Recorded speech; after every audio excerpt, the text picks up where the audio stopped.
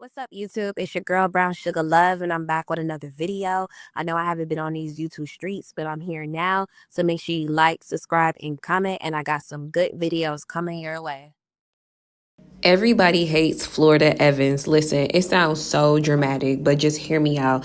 The actress Esther Rowe does a phenomenal job invoking this character, Florida Evans, to make you feel a lot of emotions. Not only that, this episode kind of pisses me off because if your man found $29,000 and you told him to give it back, I would be pissed as well, too. This is episode 10, season 2. From Television City in Hollywood.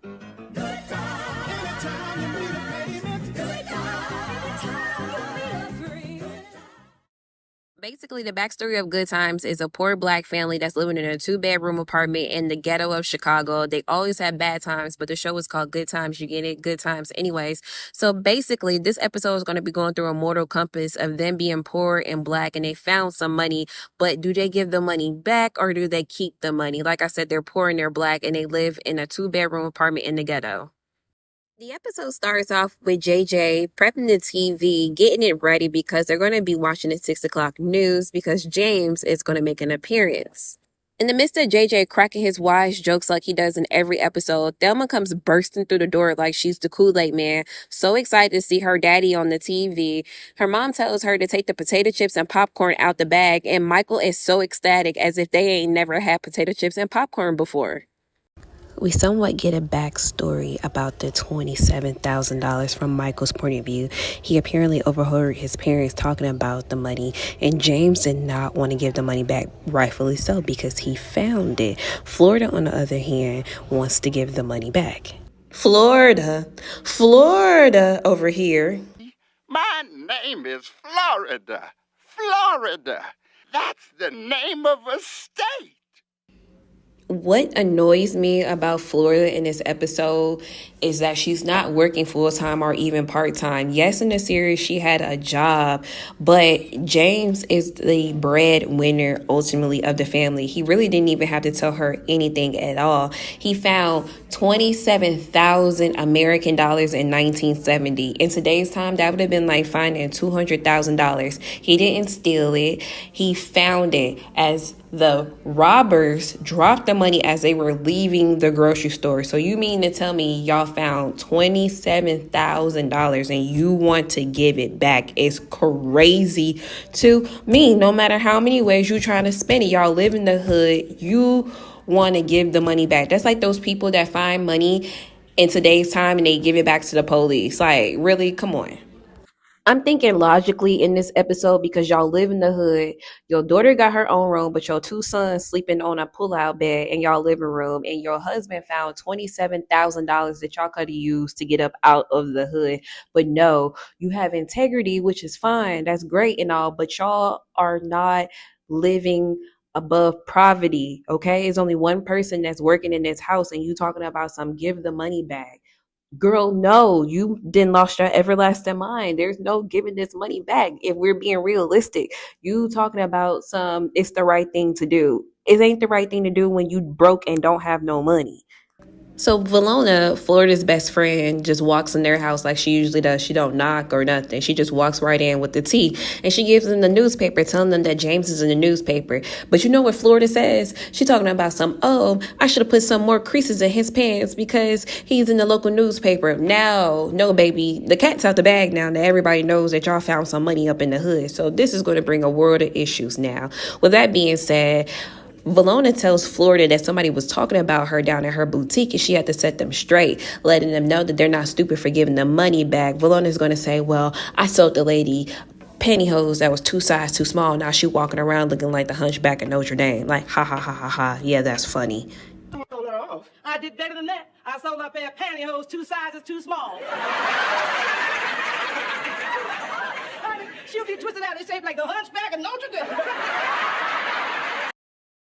Now they gather around to watch James on the TV, and it's crazy because I ain't never heard nobody going on the TV to announce that they gave the money back. That's just even more publicity for people to be calling you up and being like, y'all X, Y, and Z for giving the money back. But here we are. Once again, this is in 1970 because in today's time, I don't think nobody would even want their face to be shown on the TV that they gave some money back that they found.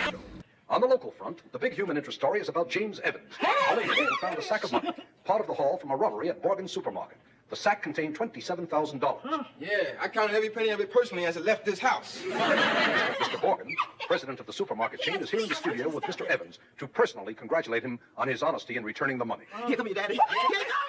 Off rip, you can tell James is visibly annoyed. He's fiddling with his hat. His body language is just like, this is ridiculous. I don't even know why I sat here and I listened to this woman to give this money back.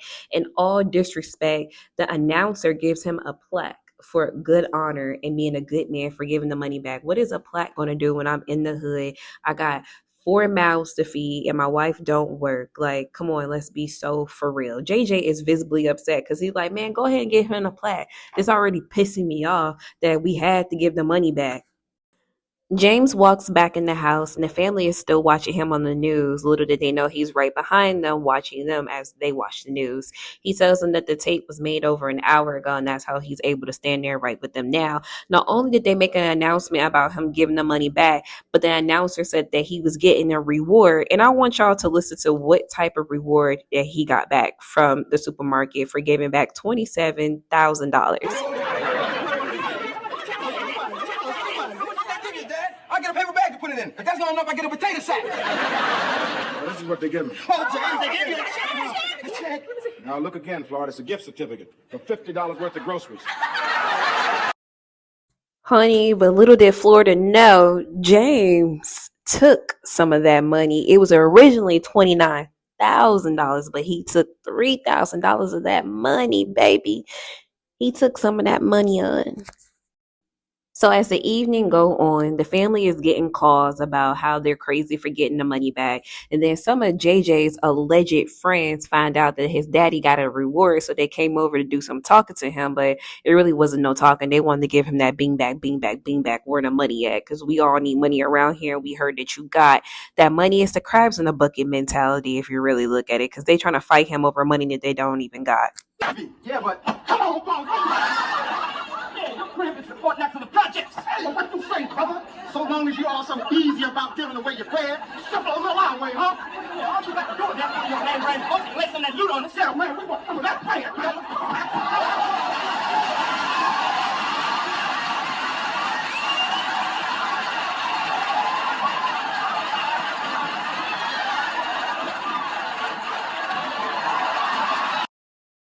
So, in conclusion, I guess Florida was right, but then again, no, I'm standing on business. No, she annoyed me throughout this whole episode because y'all could have took that money and got up out the hood. Like the moment that he told you that he found $29,000, y'all should have left that exact same night.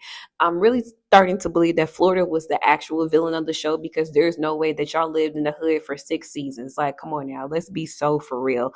He found that money, rightfully so. Like, y'all could have used that for other purposes. Not only that, it didn't show James at the end of the episode giving back the $3,000. It made it seem it was apparent that he gave the money to the church because the reverend came to their house to speak to them about what is the correct thing for them to do. And even the reverend was on the fence about it. He basically told them, you have to use your at will.